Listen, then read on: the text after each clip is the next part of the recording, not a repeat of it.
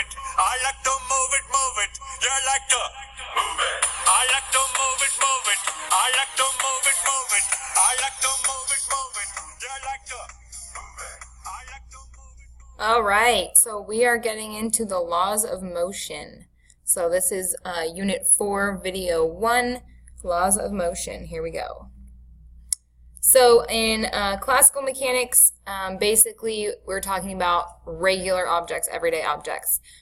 These laws only really apply to classical mechanics. These laws do not apply to really, really tiny objects, but that means like atomic sizes, like less than the size of atoms.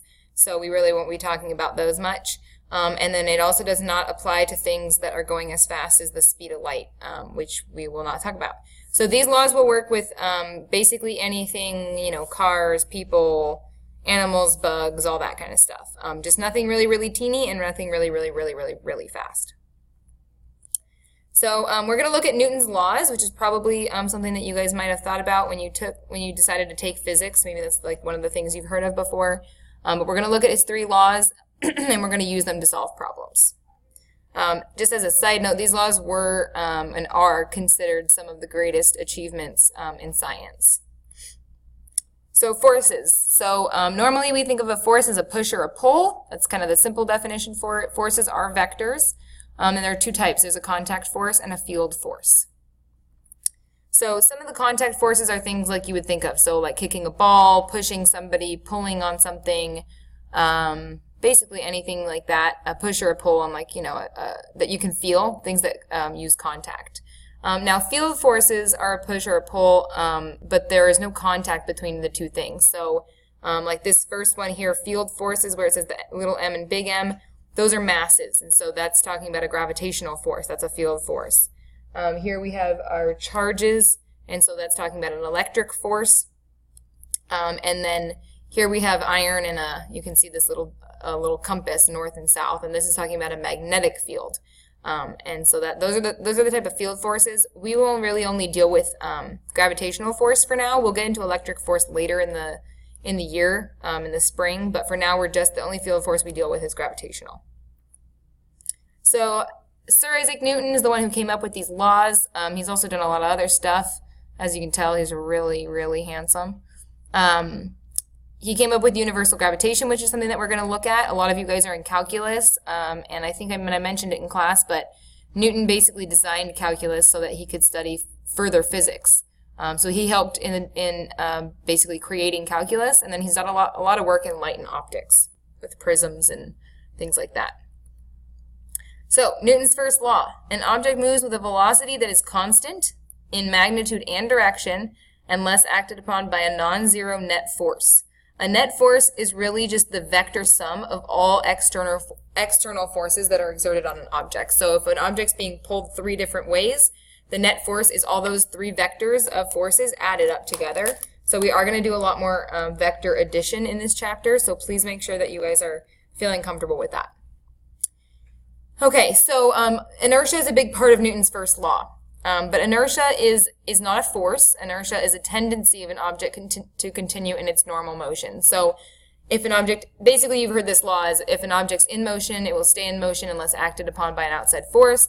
And if an object is at rest, it will stay at rest unless acted upon by an outside force. So inertia is the thing that causes things to stay doing whatever they're doing. So if things are moving, it's going to keep it moving. If they're stopped, it's going to keep it stopped. But really inertia just has to do with the amount of mass that something has. So kind of a thing that you can think about, if you hit a golf ball versus hitting a bowling ball with the same force, you would notice that the bowling ball would go a lot less far. And that's because the bowling ball has a lot more mass, and so it wants to stay put. So does the golf ball, but because the bowling ball has a lot more mass, it also has a lot more inertia, and so it's going to move it's not going to move unless you put a lot more force on it than with a golf ball. Golf ball is very small, and so it would travel further, and that's mostly because it doesn't have as much inertia because it doesn't have as much mass. So more mass, more inertia; less mass, less inertia. So mass is a measure of the resistance of an object to change in its motion due to a force, so kind of like inertia.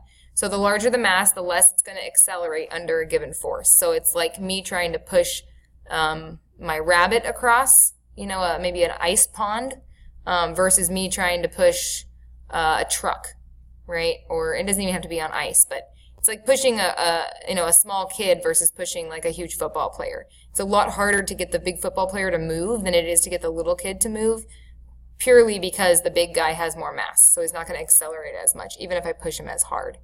The units that we use for mass are kilograms. So make sure that you use that. Mass is not weight. Mass is just mass, so it's in kilograms, and mass is a scalar. It's not a vector. Newton's second law, and you may have seen this somewhere.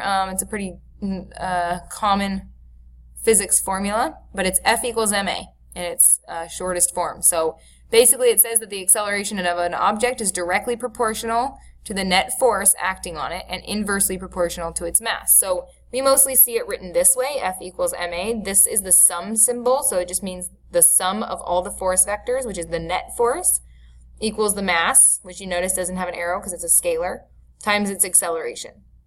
You can use this in 2D or 3D. So the units of force, the unit for force is a Newton.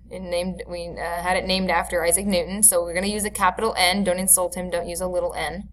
And a Newton is really just a nice short version of saying a kilogram times a meter divided by seconds squared. And the reason for that is, remember, force in newtons equals mass in kilograms times acceleration in meters per second squared. So really this is just kilograms meters per second squared, which is just mass times acceleration units. And that's going to give us our force unit, which is newtons. Normally, like in the US for force, we use the pound. So that's why we measure our weight in pounds. We're really measuring the force that our body is pushing down on the scale is really what's happening. So you can see table 4.1 for the summary of the units, but for now that's all you need, newtons. Newtons is kilograms times meters per second squared. Some small notes about force. Forces cause changes in motion. Motion can occur even without a force. So if you're traveling at a constant velocity with no acceleration, then you don't have any net force on you. You may have forces, but you don't have any net force. In order for you to see that there's a net force, you would have to see some kind of acceleration. And an acceleration is really a change in motion. So all the forces acting on an object are added as vectors to find the net force. And then ma is not actually a force itself, right? So ma is the net force. It's the result of the net force. So you just basically add up all the forces. Some will be negative, some will be positive, some might be vectors in weird directions, and you just add them up, and that will give you your net force. So I just want to do a quick concept check with you real quick. So which of the following statements is true? An object can move even when no force acts on it. B, if an object isn't moving, no external forces act on it. If a single force acts on an object, the object accelerates. If an object accelerates, a force is acting on it. And if an object isn't accelerating, no external force is acting on it. And finally, if the net force acting on an object is in the positive direction, the object moves only in the positive x direction. So go ahead and take a second and figure out which ones you think are true, and then I will give you the answer when you come back. Okay, so the answers are A, C, and D are true. All right, so let's talk about the gravitational force. So this is called the universal gravitation law. Newton found it. Basically what this law says is that if objects have mass, so things that have mass, so you, me, the desk next to you, whatever has mass, those things have a natural attraction toward each other. We can't feel it, so you can't feel that you're being pulled toward whatever objects are near you right now. And in the classroom, you can't feel that you and me and all the other students are being pulled kind of toward each other. The reason for this is if you look at the equation down here at the bottom, F of g gives us the gravitational force. This big G is called the universal constant. It's called the gravitational constant. And this is actually going to be given on your AP sheet, but what that is it's like to the negative 23. It's really, really, really tiny. And so unless your masses are really big, you're not really going to feel this force. This force is going to be super, super, super teeny. You'll feel this force, or what feels this force are like planets. So it's what keeps the sun and the earth close together at the same distance. So the earth is feeling a gravitational pull toward the sun, and so it keeps it in that orbit. So these need to be really big in order to actually like see this force. Otherwise, this force is just super, super, super tiny and we can't even feel it. But it is there. The r represents radius, or the distance between the two masses. All right, so let's talk about weight. So we already talked about mass, and let's talk about weight. So weight is actually a force. It's the magnitude of the gravitational force acting on an object that has mass near the Earth's surface. So the equation for weight, and I want you to take note, this is not a negative sign, this is just a dash like for the outline. So the weight is equal to the mass times g, and this little g is the acceleration due to gravity. So on Earth, the weight is going to be your mass times negative 9.8. On the Earth, it might be something different, right, because the g is going to be different. So that's it. So that's what weight is. And you can see that weight is a force because weight equals mg, where g is the acceleration. So remember we said F equals ma. So weight equals ma of gravity, basically. So weight is a force. Weight is not something that we inherently have. Weight is based on location. So finally we get to Newton's third law. So Newton's third law, this is kind of a long explanation, but basically what it says is for every action there's an equal and opposite reaction. Instead of action we use the word force. So for every force there's an equal and opposite force on an object. So what this equation says, and again this is not a negative sign, it's just a dash, but this is that the force on object 1 by object 2 is equal to the opposite, so this is a negative sign, the opposite of the force of object 2 on object 1. So what that means is if I push you with 5 newtons, you automatically push me back with 5 newtons, even if you don't physically try to push me back, just because of this law. So if you push against a wall, the wall pushes you back. And we'll go through some examples of those things in class, but these are just called the action and reaction forces. And they're on 2 different objects, so me on the wall on me, so you have 2 different objects getting forces acted upon. So we have a little bit of a concept check here. So the first question is, which has greater value, a Newton of gold on Earth or a Newton of gold on the moon? And then the second one is, a small sports car collides head-on with a massive truck. The greater impact force acts on either the truck, the car, or neither. And which vehicle undergoes the greater magnitude of acceleration?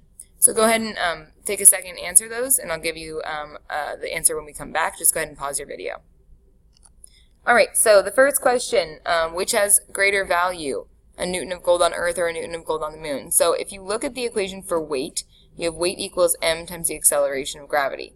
So if you pretend, right, that we know that the acceleration of gravity on Earth is bigger than it is on the moon. And so if we plug in 1 for the weight, right, because that's a Newton is the weight. So if we plug in the 1 equals mass times, let's just say 10, we'll round the Earth's acceleration to 10. Then if we solve for the mass, we'd get 1 over 10. On the moon, we still have 1 Newton, so, technically we have the same weight. But now, if we plug that in, we pretend like the acceleration of gravity on the moon is like 5. It's something smaller than 10, right? Then we get mass equals 1 over 5, which is a lot smaller. A lot bigger than 1 over 10. And so if the value is based on weight, then they would have the equal value. But if it's based on mass, then we would go with the one that's on the moon, because it has way more mass if it's on the moon in order to have that amount of weight. So then in 4.4, a small sports car collides head-on with a massive truck.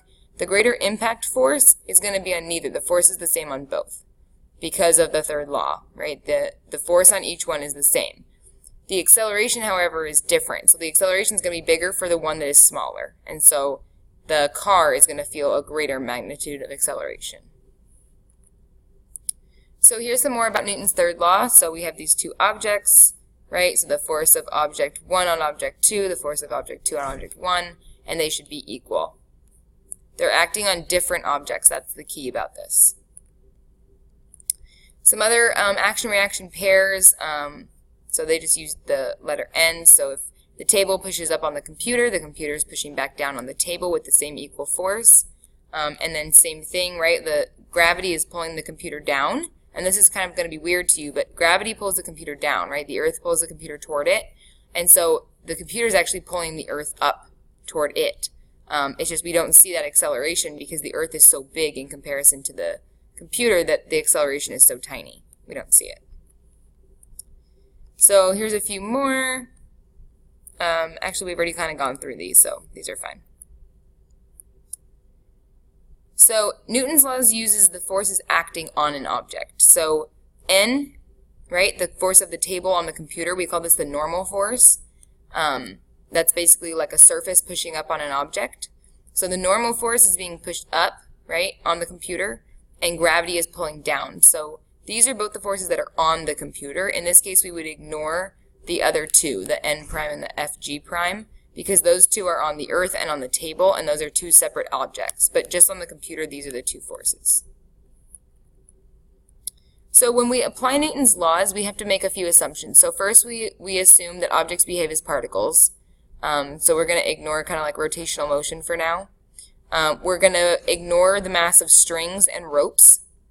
And we're only interested in forces that are acting on the object. So basically, that means you can ignore the reaction forces. We only want the ones actually acting on the object that we're talking about. So a few more assumptions. You're going to ignore any frictional effects of the rope. You're going to ignore the masses of the ropes. The magnitude of the force exerted along the rope is called tension. So any force that's in like a cable or a rope, we call it tension, but it's really just a force. And the tension is the same at all points in a rope, right? You can't have one end be really tight and one end be really loose. That doesn't make any sense. So the tension along one rope is going to be the same at every single point on that rope. So in order to help us solve these problems, we use these things called free body diagrams. I'll call them FBDs. And basically what it is just a diagram that shows all the forces acting on one object. Not the forces that object is pushing onto other objects, but just the forces on that one object. So you have to identify all the forces on that object. You're going to choose a coordinate system. Normally it's just going to be our normal X and Y system. And then if the free body diagram is correct, you will most likely get the problem right. But the free body diagram is the most important part. So here's an example. So the magnitude of the force T is the tension acting on the box. The tension is the same at all points. So if we look at this box, and we want to draw a free body diagram. We have the rope pulling to the right, and so we have the tension. So normally we represent the object by a dot, and we just go straight out from the dot. So here's our coordinate system, Y and X, normal. Tension goes out to the right, so we draw an arrow to the right. We have the normal force of the surface pushing up on the box, and then we have the force of gravity pulling down on the box. So we have these two forces that are kind of counteracting each other right now, and we have tension pulling to the right. Only forces acting directly on the object are included, so like I said, just ignore the reaction forces. They're not included on a free body diagram because they don't actually influence the object's motion. So here's some steps in solving these problems, so I want you to make sure you write these down. So you're going to read the problem at least once. I normally read it twice. I normally read it once all the way through and then once again to identify the variables. You're going to draw a picture of the system. This includes your free body diagram. You're going to label each force to make sure that you have all those things on the diagram. And then you're going to apply Newton's second law using X and Y components if it's, I'll teach you when to use X and Y components, but you're going to apply Newton's second law, which is F equals ma, and you're going to solve for the unknowns. So we're going to go through a lot of problems like this, I will show you how to do that, but I just want you to have the steps. So let's do our first example. So it says a 2.5 kilogram ball is sitting at rest. So I'm going to write the mass equals 2.5, and I'll switch you over to the camera in just a second. The initial velocity is 0 because it says it's sitting at rest. When a force of 12 newtons, so I know my force is 12 newtons, is exerted on it. After the ball has traveled 16 meters, so there's my delta x, I want to find the final velocity of the ball. So let me switch you over to the other camera. Okay, so we're going to start off really simple. So in this problem, basically they've given us the mass, they've given us the force, they've given us initial velocity and the displacement, and we're looking for the final velocity. So these three variables you guys have seen and been working with, and so we know that if we had one more of the variables we've been working with before in the kinematic equations, we would be able to solve for the final velocity. But then they give us these two new variables, and maybe we can go ahead and find one of those other variables using F and M. So if you remember Newton's second law, you remember that F equals ma. So we take our net force, which we only have one force on the object at this point, and so it's 12 newtons is equal to mass times acceleration, right? And if we could find acceleration, then we would be able to plug into a kinematic equation to solve for the final velocity. So all we're going to do is divide by 2.5. we got 4.8 meters per second squared. And then now I'm looking at my kinematics, and so it looks like I don't have t, so I'm going to want to use the v final squared equals v initial squared plus 2a delta x. And now I have enough information. So I have v final squared equals 0 plus 2 times 4.8 times 16. So I do 2 times 4.8 times 16, and I take the square root. So I get that my v final is 12.4 meters per second. So we're going to start off really simple. And so when you're working on these problems, this is kind of what you want to be looking for, and maybe some connections from the last unit to this unit. But other than that, it's going to start off pretty simple, and then we'll start to kind of develop into some more challenging problems as we go along. That's it.